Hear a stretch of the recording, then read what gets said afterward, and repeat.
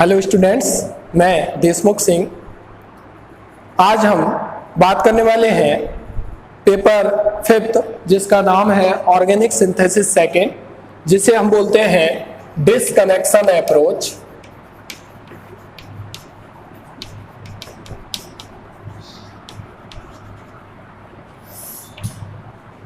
या retrosynthetic analysis, उसके बारे में बात करने वाले हैं। तो सबसे पहले हम बात करते हैं उसके सिलेबस की। तो देखिए, ये वाला जो पेपर है वो एप्लीकेशन पार्ट पर ज़्यादा डिपेंड करता है, थ्योरेटिकल पार्ट पर कम डिपेंड करता है।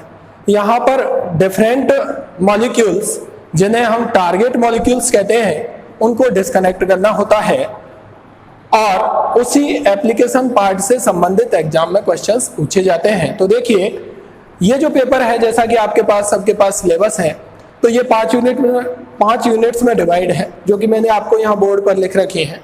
पहली यूनिट इस डिस्कनेक्शन अप्रोच या रेट्रोसिंथेटिक एनालिसिस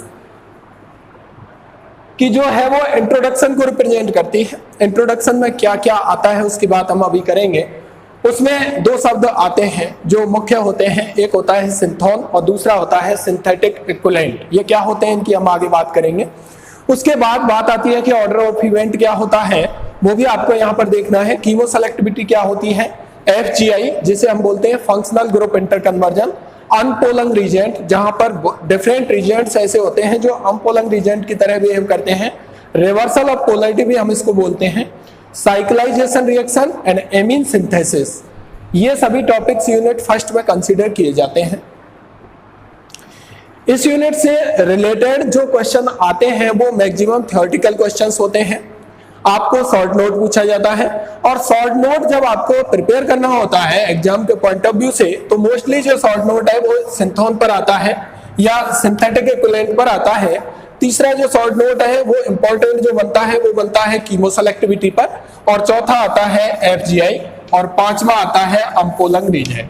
तो इस तरीके से आप कम से कम एग्जाम के पॉइंट ऑफ व्यू से इन 5 जो टॉपिक्स हैं इस यूनिट में जो आते हैं उनके ऊपर आप शॉर्ट नोट प्रिपेयर कर सकते हैं। अभी हम नेक्स्ट वीडियोज में इन टॉपिक्स के बारे में बात करेंगे।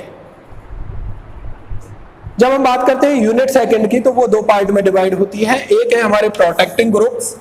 यहाँ पर डिफरेंट प्रोटेक्टिंग ग्रुप्स, डिफरेंट जो आपके फंक्शनल ग्रुप हैं उनको आपको प्रोटेक्ट करना होता है। जैसे अल्कोहल की प्रोटेक्शन के लिए हम क्या काम में लेते हैं, एमीन का प्रोटेक्शन हम कैसे करते हैं, कार्बोक्सिलिक एसिड का प्रोटेक्शन हम किस तरीके से करते हैं, और उनका बाद में डिप्रोटेक्शन कैसे किया जाता है। प्रोटेक्टिंग ग्रुप क्या होते हैं, इनके क्या फीचर्स होते हैं, इनका क्या एप्लीकेशन होता है, उस सबको इस यूनिट में कंसीडर किया जाता है, इस यूनिट के इस पार्ट में कंसीडर किया जाता है। तो ये वाला पार्ट भी मोस्टली आपका थ्योरेटिकल होता है। ठीक है, अगला जो यूनिट सेकंड का पार्ट है वो है 1 group CX disconnection, sorry 1 group CC disconnection है। ये कार्बन कार्बन CX डिस्कनेक्शन है, वो इसी में आएगा। 1 ग्रुप हो चाहे 2 ग्रुप हो, कौन सा यूनिट फर्स्ट में। 1 ग्रुप CC डिस्कनेक्शन जो है वो यूनिट सेकंड में आता है। CC डिस्कनेक्शन से मतलब यह है कि वहां पर कार्बन और कार्बन के बॉन्ड को तोड़ना है, दोनों के बीच के बॉन्ड को तोड़ना है। कैसे हम बॉन्ड को तोड़ते हैं उसकी बात हम करेंगे, और क्या क्या 1, 2, 1, 3 इसको भी आगे हम डिवाइड करते हैं। 1, 1 CC disconnection, 1, 2 CC disconnection, 1, 3 CC disconnection, इस तरीके से। यूनिट जो थर्ड है, यहां से जो आपका क्वेश्चन आता है वो एप्लीकेशन पार्ट से आता है, और एप्लीकेशन पार्ट का मतलब यह है आपको एक मॉलिक्यूल दिया हुआ रहता है एग्जाम के पॉइंट ऑफ व्यू से, और वहां पर उस मॉलिक्यूल को आपको डिस्कनेक्ट करना होता है, और डिस्कनेक्ट करके उसके स्टार्टिंग मटेरियल आपको निकालना पड़ता है, स्टार्टिंग मटेरियल, और उस स्टार्टिंग मटेरियल से आपको इसका सिंथेसिस लिखना होता है। बात करें हम यूनिट थर्ड की, तो यूनिट थर्ड में 2 ग्रुप कार्बन कार्बन डिस्कनेक्शन होता है। यहां भी हम पढ़ेंगे 1, 1, 1, 2, लेकिन यहां पर मेनली जो आपको पढ़ना है वो डील सेल्टर रिएक्शन के बारे में पढ़ना है कि डील सेल्टर रिएक्शन क्या होती है, रिजियो सेलेक्टिविटी क्या होती है,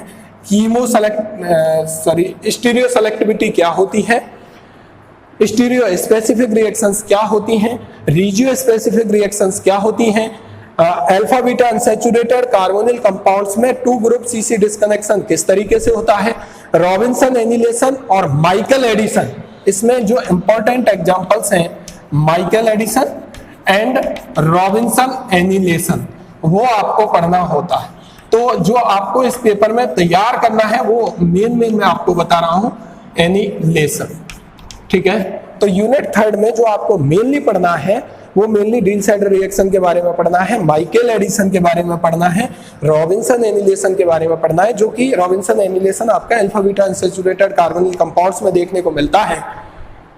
उसके साथ साथ ये तो हो गए यहाँ से थ्योरेटिकल क्वेश्चंस इनके आते हैं इस यूनिट में। उसके साथ एप्लीकेशन वाला पार्ट भी इस यूनिट में आता है। दैट मीन्स आपको कोई मॉलिक्यूल वो देगा और उस मॉलिक्यूल को आपको डिस्कनेक्ट करना होता है, उसका डिस्कनेक्शन करते हुए स्टार्टिंग मटेरियल निकालना होता है और फिर आपको उसका सिंथेसिस लिखना होता है। तो ये कम से कम यहाँ से थ्योरेटिकल क्वेश्चन पूछा जाता है यूनिट सेकंड में से, प्रोटेक्टिंग ग्रुप में से।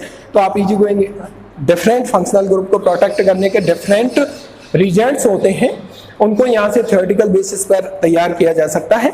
इस यूनिट थर्ड में से आप इन टॉपिक्स को एज ए थ्योरेटिकल प्रिपेयर कर सकते हो और एप्लीकेशन वाले पार्ट को आप जब डिस्कनेक्शन के रूल्स पढ़ लेते हो तब आप प्रिपेयर कर सकते हो। बात आती है unit fourth and unit fifth की। यूनिट फोर्थ में आपको रिंग का सिंथेसिस करना है। दैट मीन्स रिंग सिंथेसिस से मतलब है आपको 3, 4, 5 एंड 6 मेंबर्ड रिंग का सिंथेसिस किस तरीके से होता है। आपने हेटेरोसाइक्लिक केमिस्ट्री पढ़ी है, वहां भी डिफरेंट आपने सैचुरेटेड और अनसैचुरेटेड हेटेरोसाइकिल्स कंपाउंड्स जो रिंग वाले होते हैं उनका सिंथेसिस किस तरीके से किया जाता है। मीसो आयनिक हेटेरोसाइकिल्स का सिंथेसिस भी वहां हम पढ़ते हैं। तो उसी आधार पर यहां भी आपको रिंग सिंथेसिस पढ़ना होता है कि 3 मेंबर्ड रिंग का सिंथेसिस, जैसे एजिरीन है नाइट्रोजन कंटेनिंग है, वो ऑक्सीजन कंटेनिंग है, या 4 मेंबर्ड रिंग या 5 और 6 मेंबर्ड रिंग का सिंथेसिस किस तरीके से किया जाता है, उसके मेथड्स क्या होते हैं वो तो देखने ही हैं यहाँ पर, लेकिन साथ साथ यहाँ पर डिस्कनेक्शन भी करना होता है। पहले आपको यहाँ से थ्योरेटिकल क्वेश्चन आता है, तो आपको थ्योरेटिकल क्वेश्चन को प्रिपेयर करने के लिए हर मेंबर्ड रिंग के, दैट मींस 3 मेंबर्ड रिंग के कम से कम 3 या 4 एग्जांपल 3 मेंबर्ड रिंग का सिंथेसिस जिन रिएक्शंस के थ्रू किया जाता है उन रिएक्शंस को प्रिपेयर करना है। कम से कम 4 रिएक्शन ऐसी प्रिपेयर कर सकते हैं जिनसे 3 मेंबर्ड रिंग का सिंथेसिस होता हो। ऐसे ही 4 मेंबर्ड के लिए, ऐसे ही 5 और 6 मेंबर्ड के लिए आप तैयार कर सकते हैं। उनको डिस्कनेक्ट करा के डिस्कनेक्शन पढ़ने के बाद डिस्कनेक्ट करा करके स्टार्टिंग मटेरियल आप निकाल सकते हैं। रिंग सिंथेसिस से मतलब यहाँ पर दोनों ही बातें आपको लिखनी होती हैं, मतलब उसका सिंथेसिस भी लिखना होता है, लेकिन सिंथेसिस लिखने से पहले उसका डिस्कनेक्शन भी करके स्टार्टिंग मटेरियल निकालना होता है। बात करते हैं हम यूनिट फिफ्थ की। तो यूनिट फिफ्थ में सिंथेसिस है और रेट्रोसिंथेसिस है ऑफ सम कॉम्प्लेक्स मॉलिक्यूल। यहां पर बहुत जटिल मॉलिक्यूल्स इस यूनिट में कंसीडर किए गए हैं।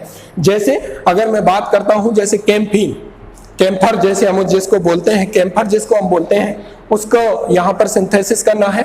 लॉगिफोलिन का सिंथेसिस और रेट्रोसिंथेसिस आपको लिखना होता है। पहले हम लिखते हैं रेट्रोसिंथेसिस, फिर हम लिखते हैं उसका सिंथेसिस। यहां पर आपको पढ़ना है जोबाब आयन का सिंथेसिस हम कैसे करते हैं, विटामिन डी का सिंथेसिस और रेट्रोसिंथेसिस हम किस तरीके से करते हैं, फेड्रोमाइसिन ए का सिंथेसिस और रेट्रोसिंथेसिस किस तरीके से किया जाता है, कॉर्टिसोन का सिंथेसिस एंड रेट्रोसिंथेसिस किस तरीके से किया जाता है। तो इस यूनिट को प्रिपेयर करने के लिए आपको सबसे पहले जो भी मॉलिक्यूल्स जिनके मैंने नाम अभी आपको लिए, जैसे कैम्फर है, लॉगिफोलिन है, विटामिन ए है, रिसरपिन है, जोबाबायोन है, ठीक है, फ्रेड्रोमाइसिन ए है, उनके मॉलिक्यूलर फॉर्मूला, उनके स्ट्रक्चर्स क्या क्या है वो आप एक जगह नोट कर सकते हैं और उसको रिवाइज कर सकते हैं। उसमें कितने कायरल सेंटर हैं, फिर उसका आपको पहले सिंथेसिस देखना होता है जिससे आपको उसका रेट्रोसिंथेसिस समझ में आ सके। क्योंकि ये यूनिट या ये पेपर जो है वो अदर पेपर से इसलिए डिफरेंट है क्योंकि आप अब तक एमएससी प्रीवियस तक जो भी रिएक्शंस पढ़ते हैं वो रिएक्टेंट टू प्रोडक्ट साइड पढ़ते हैं। ऐसी रिएक्शन पढ़ते हैं जो फॉरवर्ड डायरेक्शन में होती है, अर्थात रिएक्टेंट आपस में रिएक्ट करते हैं और प्रोडक्ट बनता है। लेकिन इसमें डिस्कनेक्शन अप्रोच या रेट्रोसिंथेटिक एनालिसिस, रेट्रो का मतलब होता है रिवर्स, सिंथेसिस का रिवर्स।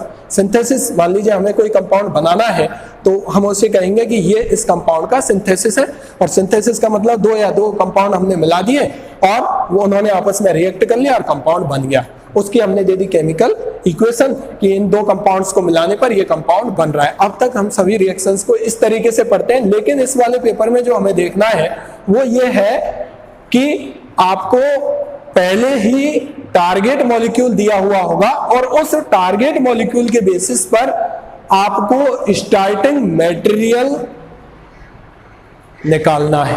दैट मीन्स अब तक जो आपने रिएक्शन पढ़ी है वो इस तरीके की होती थी कि A प्लस बी आपस में रिएक्ट करके प्रोडक्ट C बना रहे हैं, ठीक है।